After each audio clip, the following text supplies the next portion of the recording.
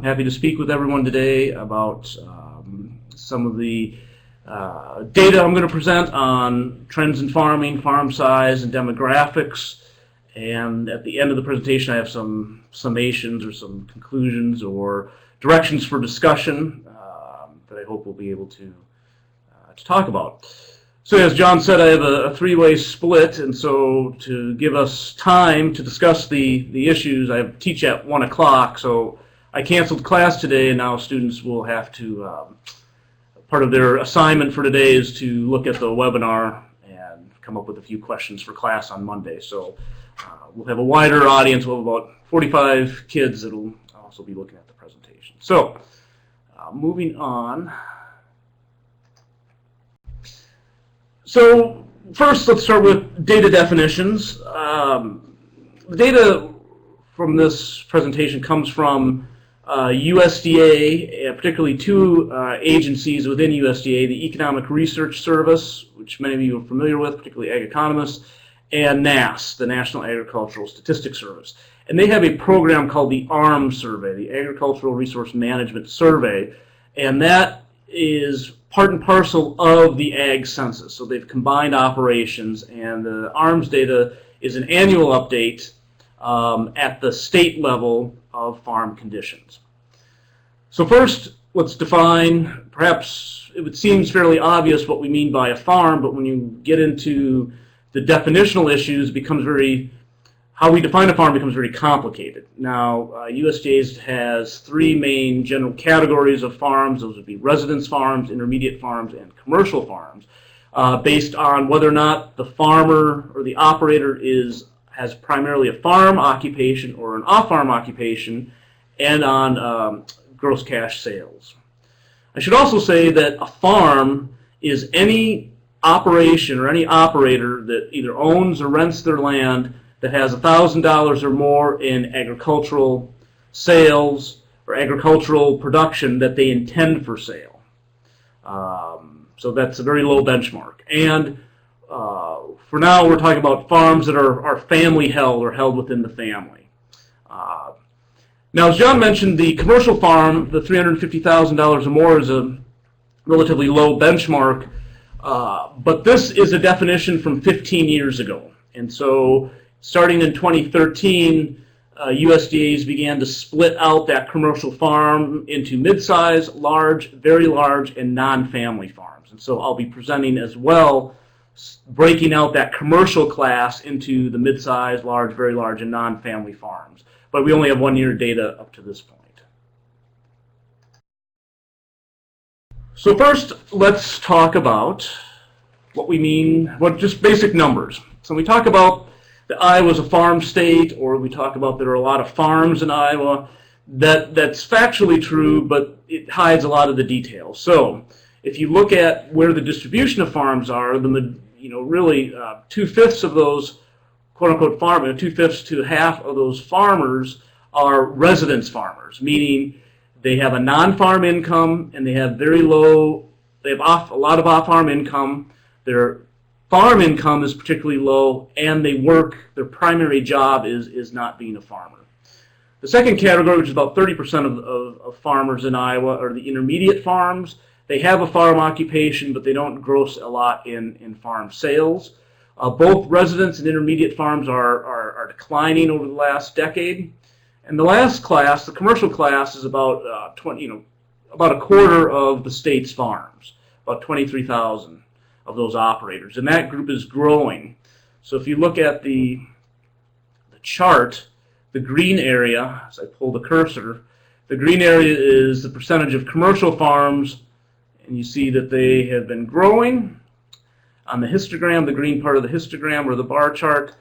And if we look at acres per farm, which we'll get to in a minute, we see that actually the number of acres farmed has somewhat decreased since 2011. So in 2011, people probably those commercial operators probably rented a large share of land. But you see, they rented a large chunk of land during the commodity boom, but we saw those numbers back off. But you see the levels of the lines between commercial in green, intermediate in sort of this orange, intermediate in orange, I need to move the cursor, And the residence farms in blue, you see there's definitely a scale issue in number of acres farmed.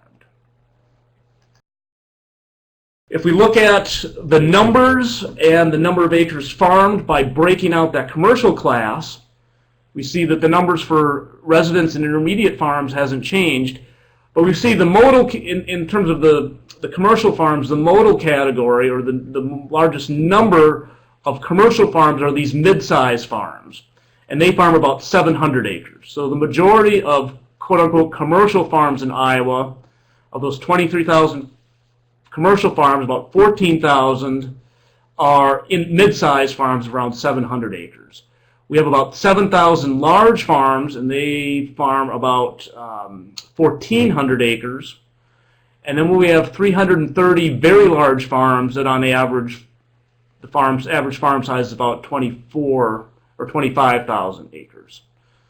And so we look also at the non-family category, we see small numbers. So what does this tell us? One, that says that Iowa is really a mid-farm state. I think there's this public perception that there's a lot of concentration in farming, that farm sizes are increasing dramatically, and that there's a lot of corporate ownership.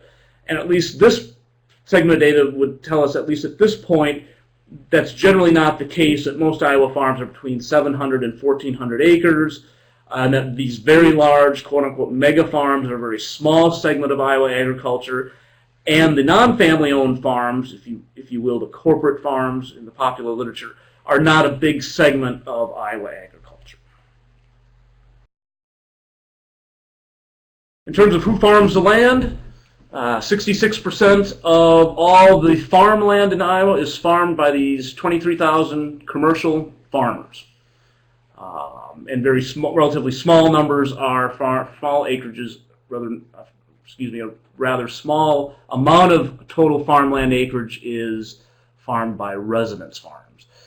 And you also see over time that more land is being farmed by commercial farmers, and smaller shares of the total farmland in Iowa is being farmed by these intermediate farms and commercial farms. Now, we might expect a decline in acreage in the residence farms because farming isn't their primary occupation. But of greater concern is perhaps the intermediate farms, that their farms are getting smaller over the last decade, so that might indicate that intermediate farms are being squeezed out, that they're not able to acquire land to expand their operations, or because of financial stress they may have to sell their acres. But the commercial farms are expanding in acreage. We've gone through this already about the average farm size. Again, mid-size are about 700 farm. So let's start at the beginning. Residence farms, the average size per farm is about 100 acres. For intermediate farms, again, these are low sales farms, but the farmer, their primary occupation is farming. That's about 250 acres is the average farm size, which is really small these days. The mid-sized farm is about 700 acres. Large farms are about 1,400 acres, and the very large farms are about 2,400 acres. So interestingly, the corporate or the non-family farms are really pretty small. They're about on par with the intermediate farms. The average size of non-family farms are about 280 acres. And these are largely livestock, particularly poultry operations. So if we consider some of the scale differences, one comparison would be that the nearly 7,000 large farms operate about as many acres in Iowa as all 65,000 plus residence and intermediate farms combined. So if you're looking at improving production practices in Iowa, or improving soil quality, or any kind of farm practice that impacts water quality, if you focus on these 7,000 large farmers, that's in terms of affecting how land is farmed, that's just as good as focusing on 65,000 of these intermediate and small farms. And so that puts it in perspective, some of the land concentration. And I should say that I'm not using my pointer, my cursor, I apologize. But this box here will tell you the definition of the residence, intermediate, and the various mid-sized, large, very large, and non-family farms. And the reason USDA changed the definition is for exactly what Dr. Lawrence mentioned, that these days, coming up with 350,000 in farm sales, it doesn't take a lot of acres today to do that, or a lot of head of livestock to do that. So they expanded that category. In terms of the value of ag production, again, similar trend as you might expect. Commercial farms, those 23,000 commercial farms account for 80% of all production value in the state of Iowa. And that's grown phenomenally over the last 10 years. You can see that the upward trend, and again, I apologize, I should have reverse coded the years, but the first line is 2013, the most current rate of data. You see overall value of production has increased in Iowa. That reflects the commodity boom, but even the downturn hasn't really affected production values all that much, as we might expect, or we might expect to happen. But most of that increase in production has occurred at the commercial level. You see that the lines are relatively parallel for the intermediate and the residence farms. Even though they grew, the base numbers are pretty small, even though they had a large percent change from 2003, because the base numbers are pretty small, the percent changes look a lot larger. But only 6%, only around 20 to 21% of all production value in Iowa is from these 65,000 intermediate and residence farms. So if we talk about the health of the farm economy, we're talking about the health of these 23,000 commercial farms, primarily, in aggregate, if we're talking about a statewide level.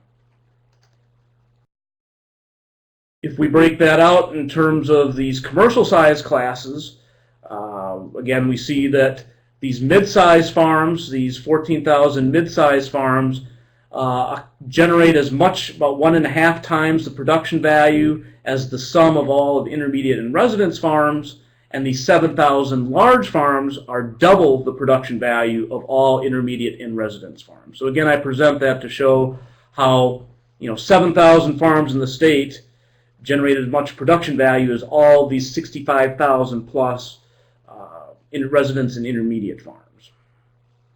To kind of give you an idea of the scale differences.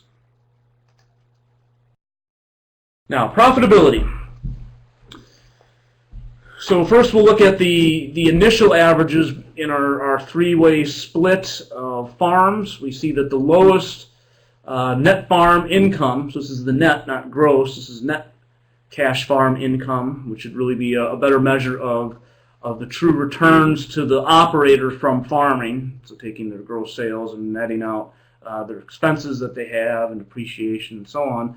That we see that residence farmers on an annual basis only generate about $12,000 a year in net income from farming. And of course these individuals, these residence operators, these residence farmers, if you will, farming isn't their main occupation. But on the positive side, that net farm income has grown substantially. It has a fairly fast rate of growth over the past 10 years. But again, the base numbers are low, so that percent change probably looks a little bit higher. For the intermediate farms, so these are individuals that have farming as their primary occupation, but for a variety of reasons, their farms aren't as profitable. They're only netting about $30,000 a year, which isn't much. That's below the median wage and the average wage for non-farm workers in Iowa. That's about $35,000. So you may farm, you're going to earn less than if you work at a typical job in Iowa.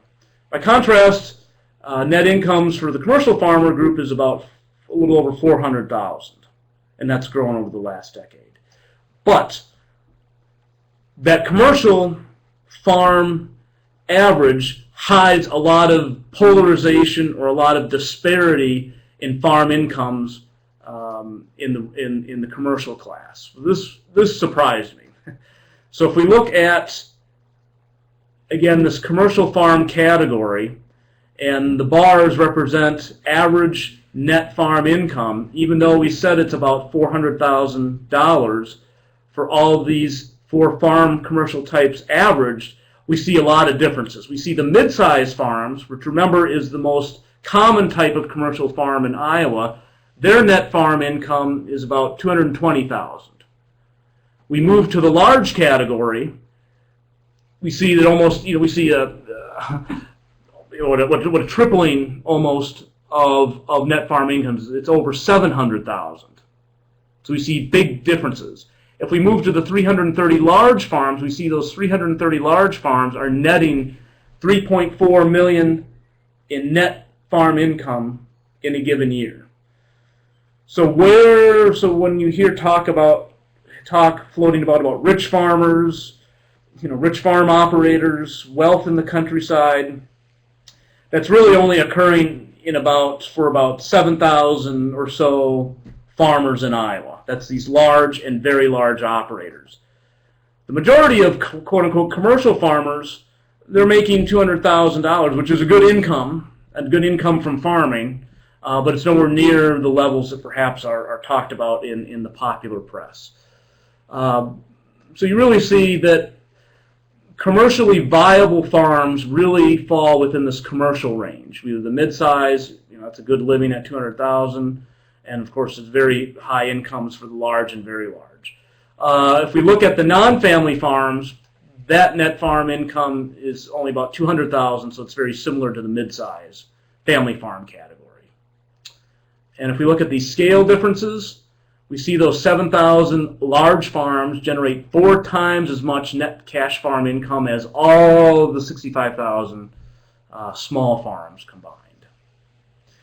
So again, this surprised me. I expected there to be more similarities in these numbers, but this really shows a lot of, I'm a sociologist, so of course we go on and on a lot about inequality, but really you see some inequality in this area. You're talking about 14,000 farmers having a very small share, 14,000 commercial mid-sized farmers owning a very small share of net cash farm income, and a very small number, 330, very large farms sort of accumulating the lion's share of net cash farm income. So there's really about 300 or so big players in the state of Iowa that are generating very sizable amounts of farm income, net farm income. So one other definition that you might consider of what we call a farmer is whether that farm is self-sufficient as an economic enterprise. So can the farm operator, from their work as a farmer, can they support themselves and their household? And one indicator of that is off-farm income. We look at the numbers, we see that 90% of residence farmers, that 90% of income, of household income of resident farmers comes from off-farm sources. And of course this makes sense because they have an off-farm job. But equally surprising, these intermediate farmers who state that their main occupation is farming, they get 75% of their income from off-farm sources. That means that for the intermediate farmers, even though they claim farming as their primary occupation, the farm household only gets 25% of its household income from farm sources. That means someone, probably both mom and dad, are working off farm to supplement that income. Now the corresponding value for commercial farms is only about 20%. So there's only about 20% off farm income for the commercial farms. That means that probably both, I say mom and dad, assuming they have kids, but both husband and wife are mainly focused on farm activities, and they supplement it with various other types of income, non-farm income in the community. But really the commercial farms are in some sense true farms, if you will, in that they're economically viable and that the operators are deriving most of their livelihood, their economic livelihood, from farming. Okay. So if we look at the same splits between the mid-sized, large, and very large farms, again, this is household income. So this includes farm and non-farm sources. So if we look at the residence farmers, their average household income is about $130,000, but again, only 10% of that comes from farming. Intermediate farms, even though their average farm income was $25,000, their total household income is about $70,000. So that means their average off-farm income was about $50,000 a year. So even though those intermediate farms don't get much of their income from farming, and that net farm income is pretty low, they're not economically distressed. They're not in poverty by any means, but they supplement that income through off-farm sources. The mid-sized farmers, since they do derive a lot of their income from farming, the net farm income and their household income is about the same. That means that with the family's income, the household's income is from farming. Household income for the large farmers is getting close to $600,000, which would put them in the top 10% of Iowa earners. And the 330 very large family farmers their household income is $2.8 million. So that puts them in the one percenter category.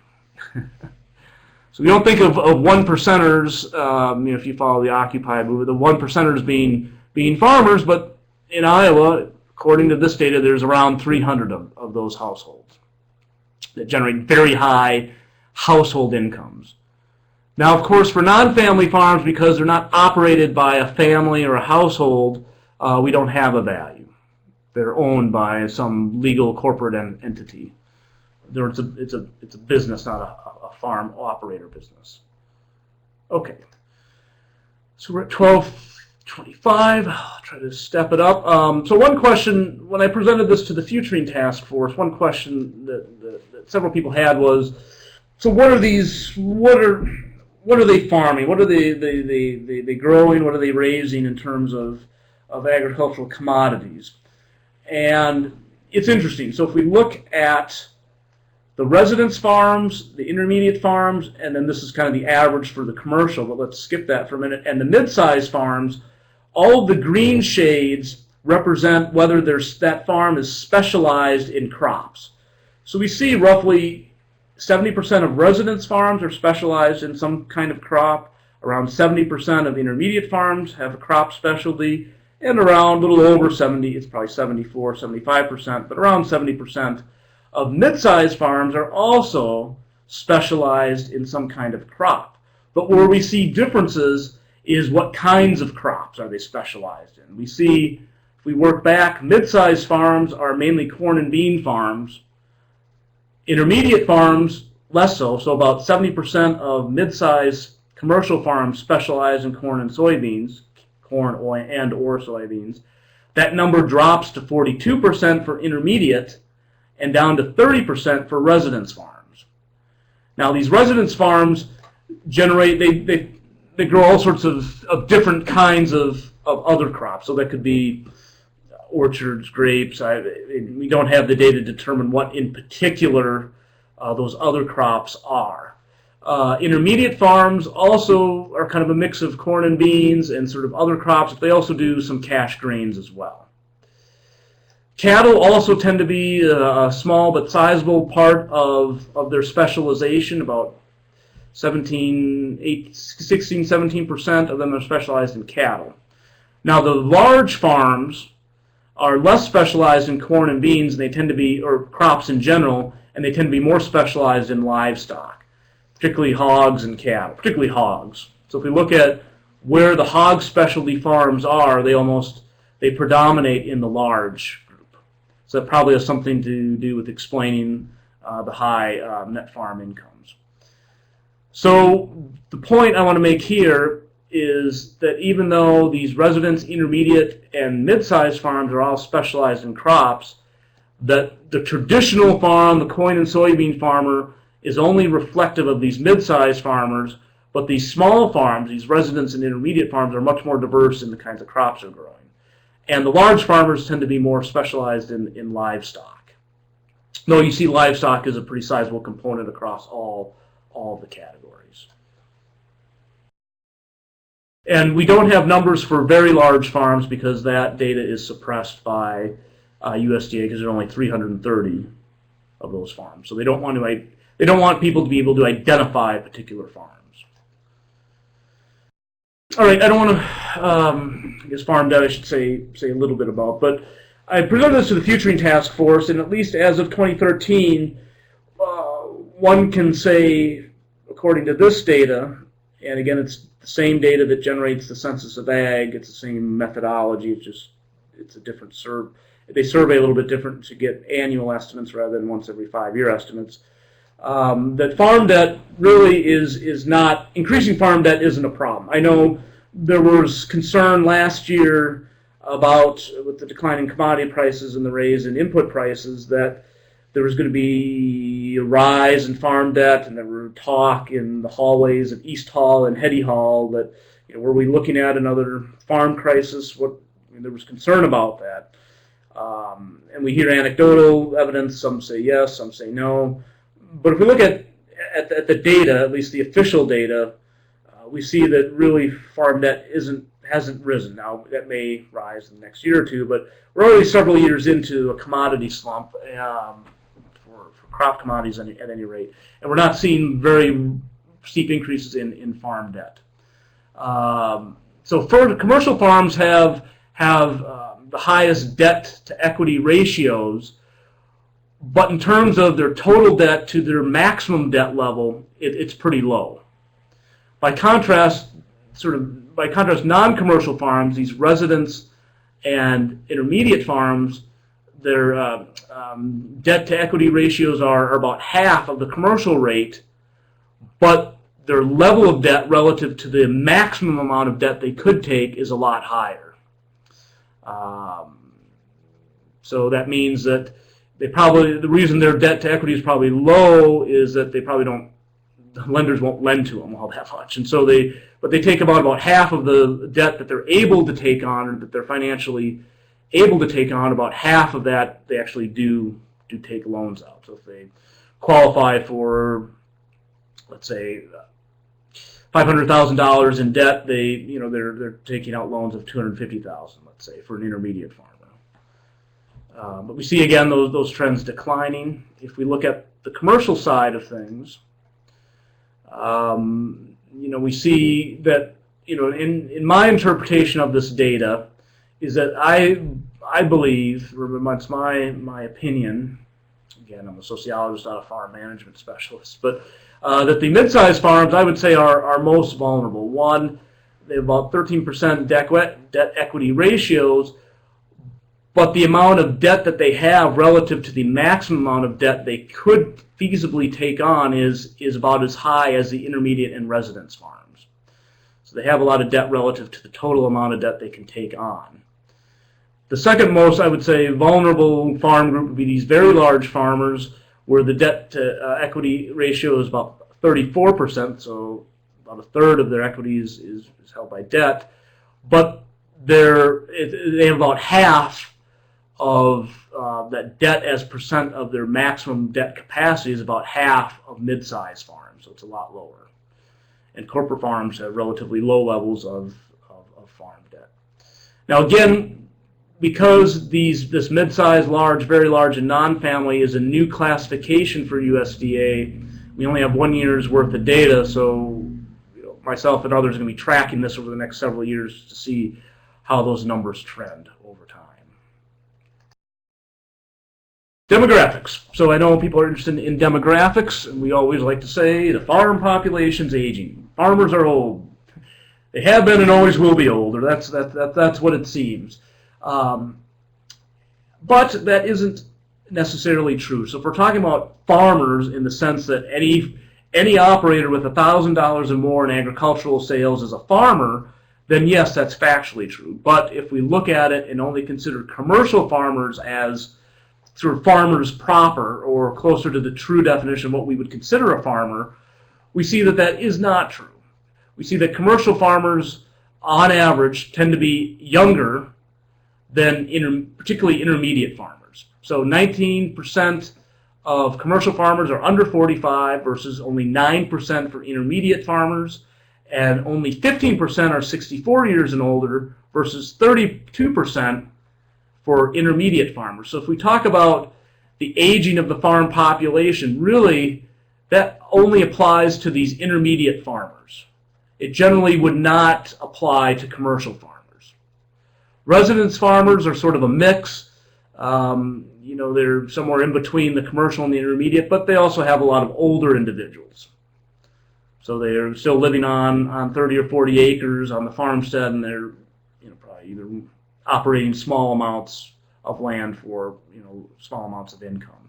But really, the commercial farm group is a younger population, and these values, I should mention, these values mirror the Iowa workforce population. So most of Iowa's workforce, well, that's a little bit lower on the under 45, but the over 65, that's about right in the ballpark for the state of Iowa workforce. So commercial farmers aren't all that much, they're not older.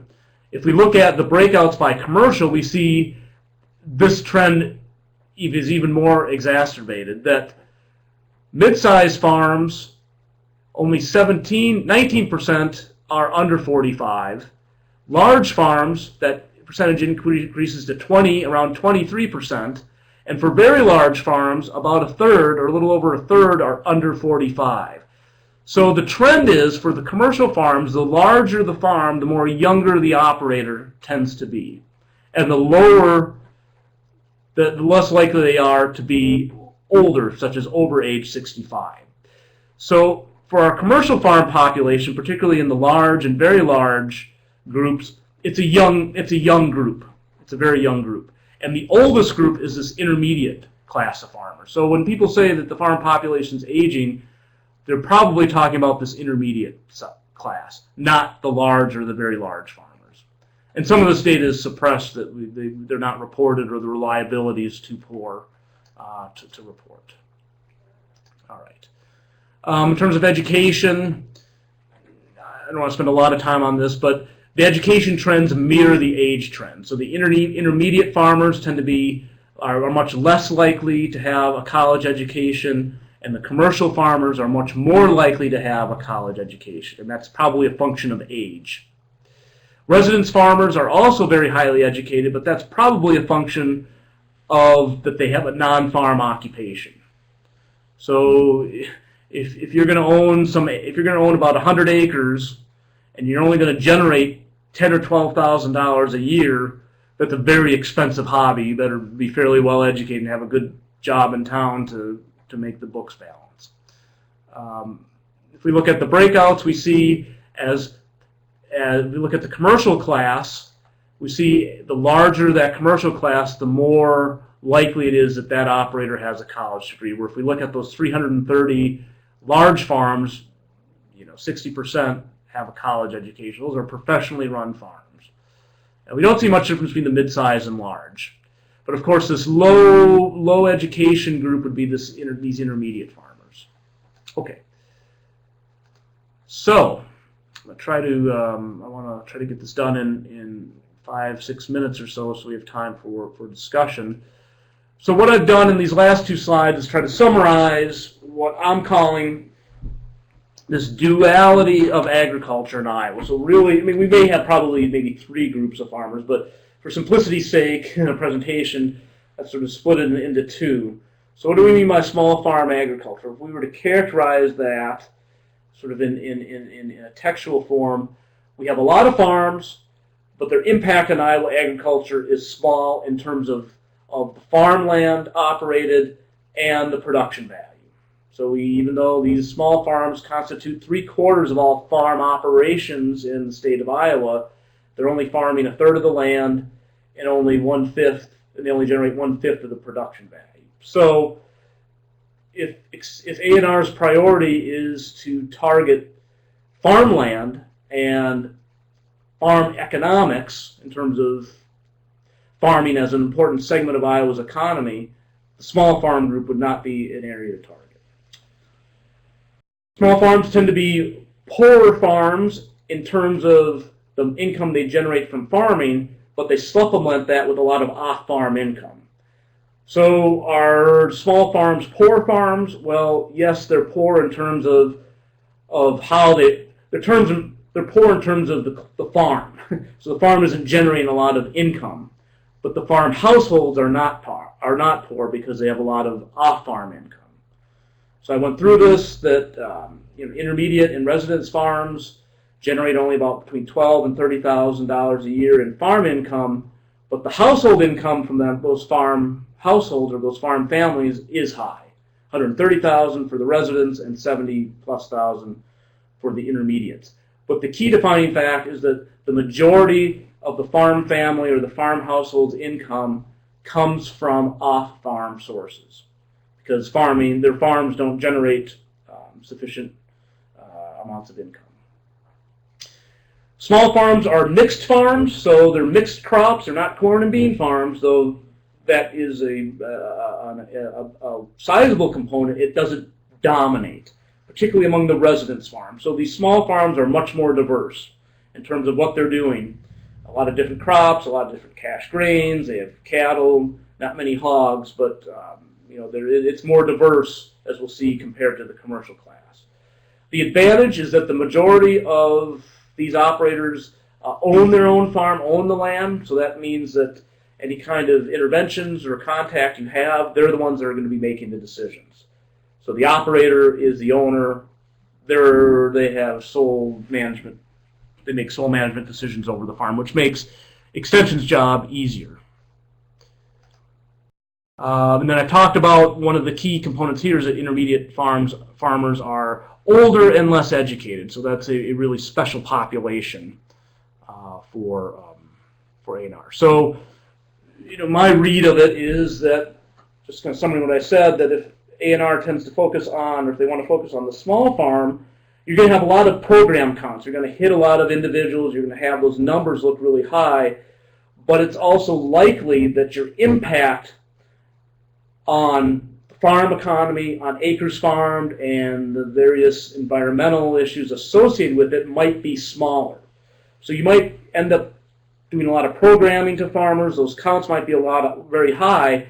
But if you want to move net farm income, or if you want to improve environmental outcomes, you're probably not going to affect those state averages much, because even though you're hitting a lot of farmers, they don't farm a lot of acres and they don't generate a lot of production value. So you can spend a lot of time and you can improve the lives of those farmers, but from an aggregate perspective, particularly from the legislature, you're not going to see large movement of sort of on these statewide indicators. Secondly, programming for the small farm group is going to require sort of dual programs or parallel programs, because there's much more diversity of what we call a farmer in this group than there is in the commercial group. And really you have two sets of groups. You have one set of small farmers that are, farming isn't their main occupation. They're mainly concerned with their off-farm activities, and they farm a lot of different crops, but they're highly educated and they have a lot of income. By contrast, intermediate farmers are older, they tend to be less educated, they're mainly focused on farm work, or mainly focused on farming, but they still don't generate enough income to make that farm economically self-sufficient. So there's almost two major subgroups within the small farm group. So it just makes programming a lot more difficult. Now, in my mind, if you care to know my opinion on it, in my mind, if A&R was going to focus on a small farm group, I really think this intermediate group would be the one to focus on. One, farming's their primary occupation. Two, they're to be older and less educated, so they don't probably have the resources to make decisions. So Extension could play a very sizable role with these types of farms. By contrast, residence farmers, they have a lot of off-farm income. Farming isn't a big part of their household balance sheet. I don't know if Extension would be able to contribute as much. Okay, commercial farms. I want to go through this a little bit quickly. I've gone through this already. About a quarter of the farms, over 2/3 of the farmland, 80% of the production value. The other thing I want to point out is that Iowa is a mid-farm and large farm state. It isn't a mega farm or a corporate farm state. There's some statistics or some tidbits to show you that Iowa's a mid-sized and a large farm state primarily. Commercial farms are profitable, but there's a lot of disparity between those. So not all commercial farms are doing well. But you see big differences in net farm income and household income across the mid-sized, large, and very large farms. You see big differences, $220,000 for the mid-size versus $750,000 for the large versus $3.5 million almost for the very large. So we're talking about big income differences within that group.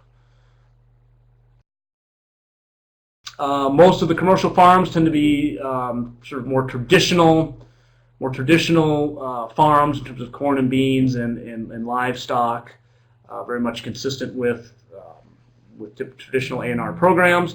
And commercial farmers are younger and better educated, which makes programming easier. They're willing to try new things. They're maybe not set in their ways that they farm their land. They're maybe more amenable to changing it, and they have some degree. They're better educated and maybe better to understand the technical aspects of some of the programming. So again, my summary is that if A&R decided to focus on the commercial group, that the counts, the number of participants you're hitting is going to be a lot fewer. But if you focus on the 7,000 or so, or maybe let's say 20,000 mid-sized and large farmers, those are the farmers that are operating almost all the land in the farmland in the state and generate most of the production value. You can really move those averages quite a bit, just because the amount of land they farm and the production value. Programs can also be a little more sophisticated, a little more targeted, because the population is going to be younger. So again, I'll say it again, this concern about the aging farm population, that's the intermediate and residence farmers. That is not the commercial farmers. And so this concern with older farmers, on average, isn't a big priority, and I believe isn't a major concern for the commercial farm group. They have a lot of resources, so if you present a program, they have cash on hand to implement it. And they're focused on farming. Most of their income is from farming. Their occupation is a farmer, so their attention is toward the farm occupation, or the farm operation, I should say. And they grow relatively, I would say, conventional commodities. So it fits really well with traditional programs that you already have in place. And in my mind, again, going back, if I were to say extension, A&R should focus on a commercial farm group, I really think it should be this mid-sized group. Because it's the group that has the most number of farmers, but their farm incomes are not as high as the large and very large group. These large and very large farms, if they have a question, they can purchase, they can go out and get a consultant to address any issue they have. And so the programming need, in terms of A&R, might be targeted at this mid-sized group, and probably less so at this large and very large group. Okay. Summation, as I said, the data only, I'm just presenting data. The decision for your group comes down to what the vision or what the values are, what you think a land-grant university ought to do. And I have it up here sort of as discussion points. One vision would be a more Hamiltonian vision that agriculture should be used to support national priorities in urban centers to promote economic growth, so providing a safe and relatively cheap food supply. The small farm focus, of course, is much more rooted in the Jeffersonian tradition, in that we want a lot of farmers that are self-sufficient and independent, and so we should promote farming for the sake of farming and a farm culture. But the two paradoxes or conundrums are, if you take a commercial farm focus, some might ask, why do wealthy, very, very wealthy farmers that make $750,000 or $3.5 million in income a year, why do they need public support from a public university? The other paradox of the small farm focus is, why should we spend public dollars helping hobbyist farmers that only get 10% of their income from farming, and they're doing their main job is off farm? So that's why I think the compromise is you can do both. You can take a commercial farm focus and focus on those mid-sized farmers, and you can have a small farm focus and focus on those intermediate farms.